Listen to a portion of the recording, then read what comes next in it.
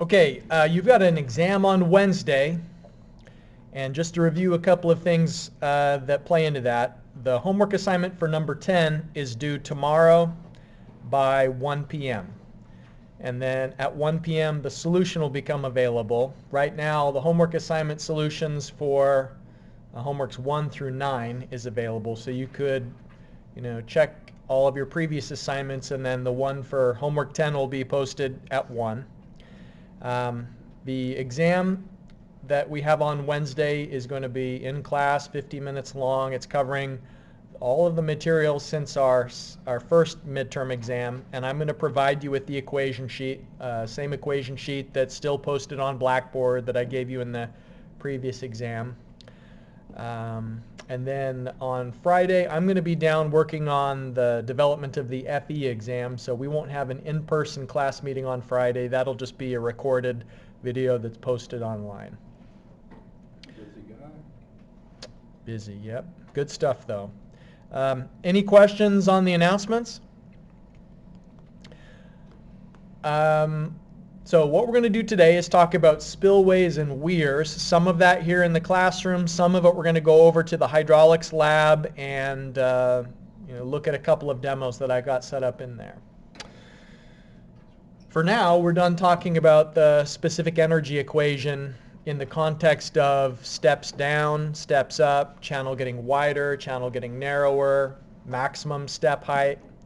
We'll be talking about these other hydraulic features, spillways and weirs. So this map shows the Columbia River system, and you can see that it includes watersheds in Oregon, Washington, Nevada, Utah, Wyoming, Montana, and even up into Canada. And what I think is relatively interesting about the Columbia River, there's lots of things that's interesting. One of them is that much of it is navigable, meaning that they can take barges as far inland as Lewiston, Idaho. So you wouldn't have thought that you could send a ship from Idaho to China, but you can.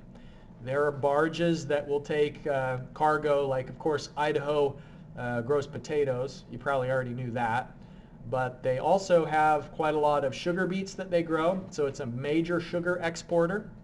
Wheat, corn. So this is a very productive agricultural region, and having the navigable river makes it possible to send freight outward to other countries at a very low cost. It's much, much cheaper than you'd be able to move things from place to place by truck, even by rail. Taking things by barge wins by a mile. Maybe the only thing that's more efficient than a barge is a pipeline, but you can't send potatoes through a pipeline. So, maybe you could if it was suspended in water. I don't know. Maybe not. If it was a downhill pipeline, you could. Maybe we'll make that senior design project, right? A potato pipeline from Idaho to the West Coast. I don't know. So this is the Columbia River, and one of the great features on the Columbia River is the Grand Coulee Dam. And so this is an overhead view of the Grand Coulee Dam. We're going to learn about spillways today. So here's a picture of the spillway. Any water that goes over the spillway, though, isn't generating electricity. So most of the time they don't send water through the spillway. Or if they do, they're just sending a little bit. Most of the time they'd send water through these turbines that are generating power. And the Grand Coulee Dam has a capacity of 6,800 megawatts. And so just to put that in perspective, that's more than double the capacity of our local John Amos power plant. And the John Amos power plant is a big one. It's not just intended for people like in the Charleston area. The John Amos power plant sends electricity to a lot of adjacent states. If I remember correctly, John Amos has the ability to generate enough power for more than 2 million people. So, this Grand Coulee Dam, if you can just scale it up from there, it's probably enough power to generate for 4 or 5 million people.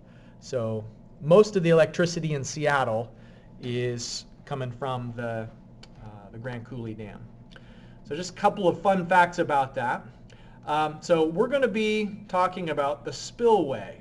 and how we are able to know the depth of water as it just about approaches the spillway. So this is another situation where flow is non-uniform.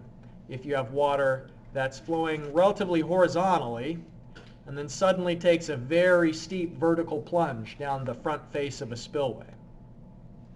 You can tell that the water's moving fast because it's white. The white appearance just means that there's a lot of entrained air because it's tumbling, it's turbulent, it's moving quickly as the water flows down that spillway face.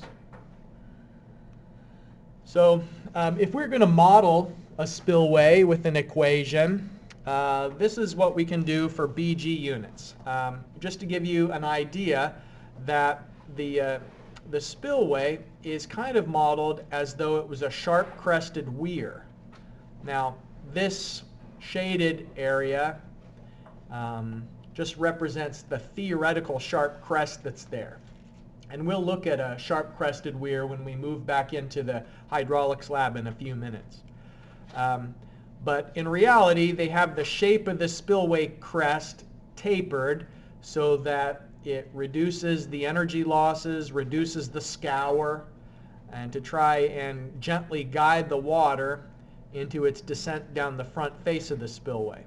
But the key parameters for quantifying the relationship between flow rate and water height, here H is referring to the height of the water above this theoretical sharp-crested weir, where H sub D is the actual physical height of the water above the spillway crest. And so these are two separate things.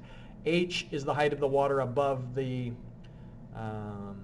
sharp-crested weir, but H sub D is the height of the water if you go upstream a distance so that it's not influenced by the drawdown.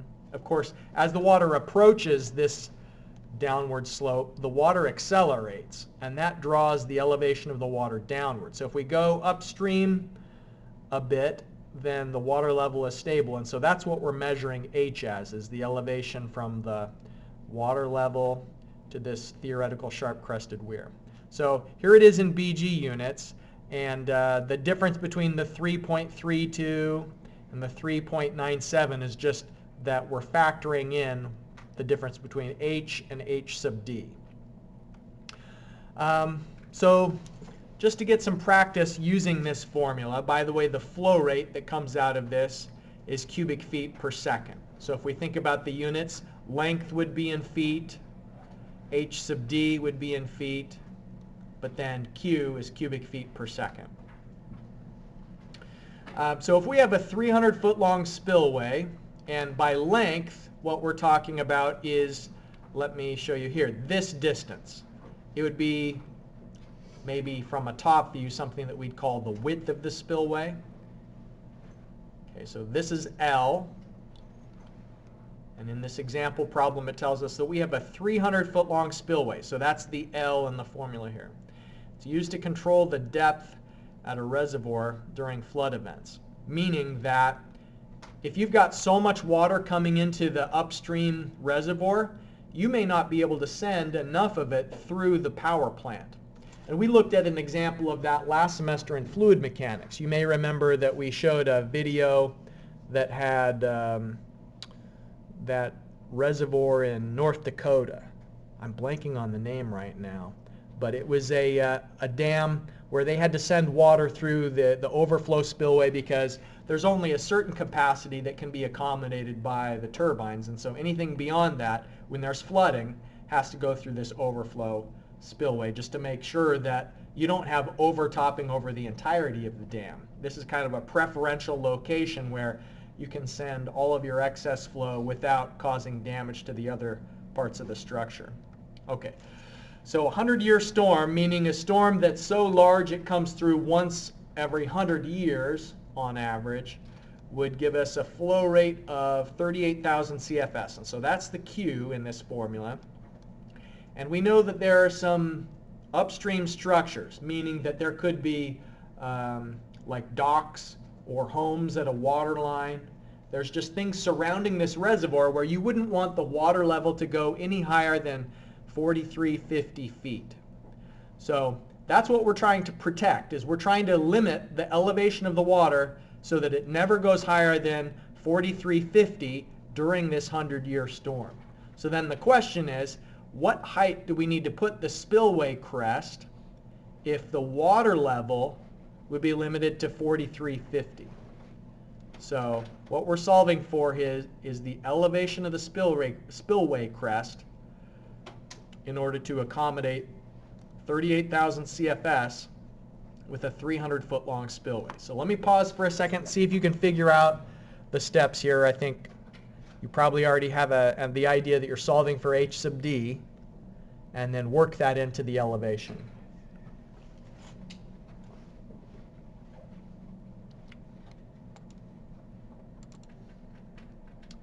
Okay, we're going to have to rearrange the spillway equation because we're given Q and we're solving for HD. We want to know basically what are the elevation consequences of having that much water going over the spillway.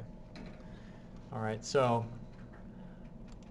you can see how if we had H sub D to the 3/2 power, then isolating for H sub D means that we've got the flow rate divided by 3.97 times L, and all of that to the 2/3 power. So it works out that the water level is going to rise 10.06 feet above the spillway crest when there is this 38,000 CFS going over the spillway. And so if we want to limit the elevation of the water to, what was it, 4350 feet, then that means the spillway itself should be located at 4339.94 because the water level is 10.06 feet above that. So then, if you get more than the 100-year flow, then the water level is going to exceed the limit of 4350, but you know, we followed the specification that the 100-year storm should limit the rise to 4350. So any questions about that? All right. We're going to look at an example of this in the hydraulics lab in a few minutes. It's a broad-crested weir, and what we are going to see is that water's flowing through the channel at the normal depth, and then when we drop in an obstruction, the water begins to pool upstream to gain enough specific energy to make it over the obstruction.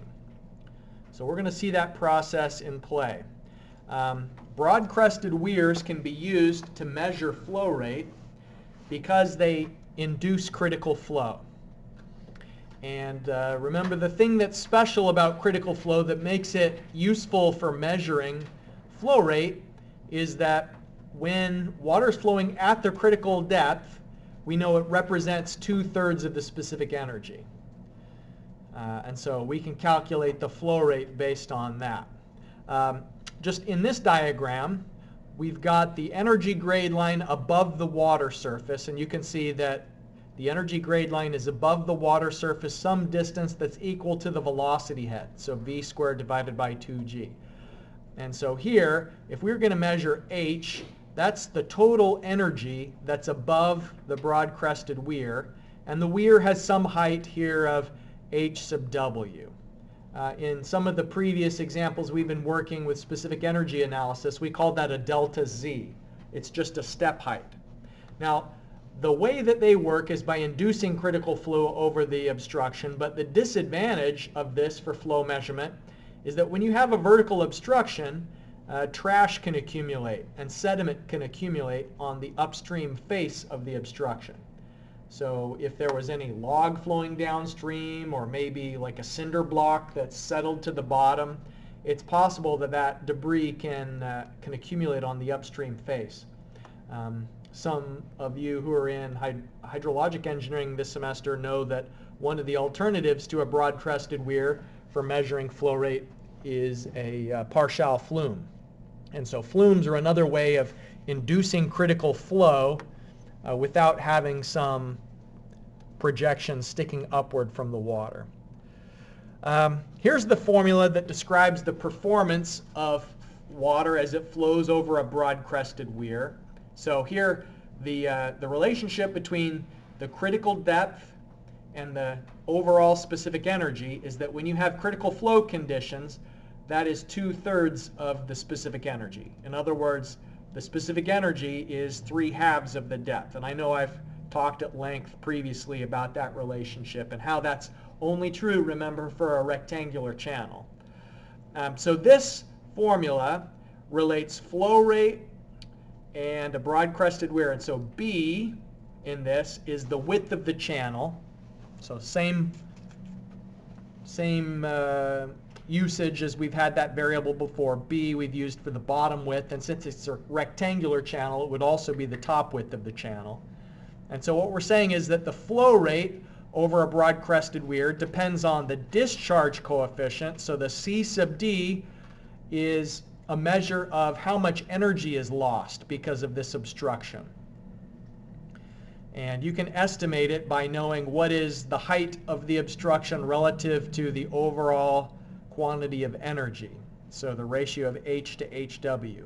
A pretty typical discharge coefficient would be 0.64, 0.63.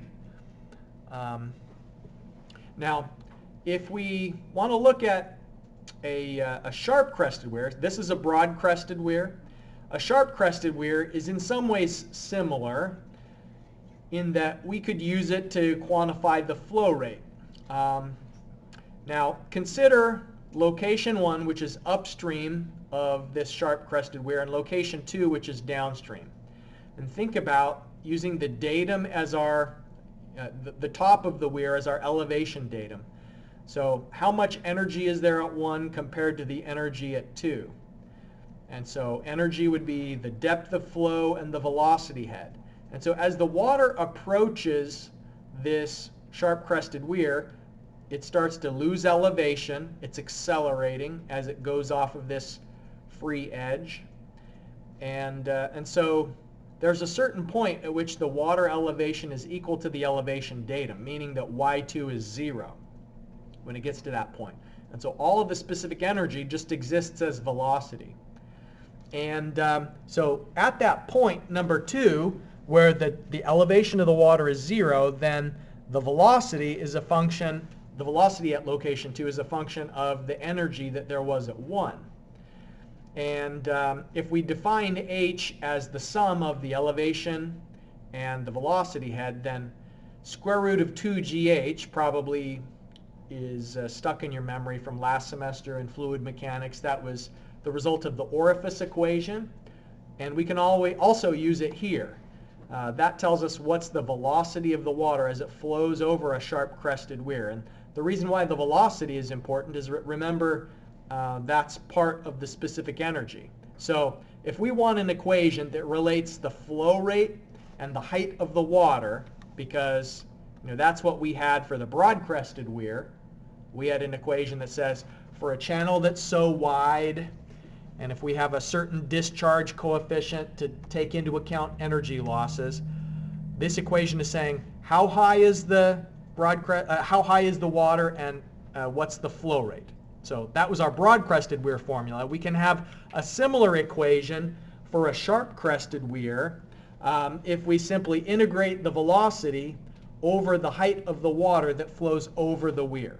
So that's what these steps develop for us is, basically where does it come from that you can know the flow rate, because there's going to be different velocities at different elevations.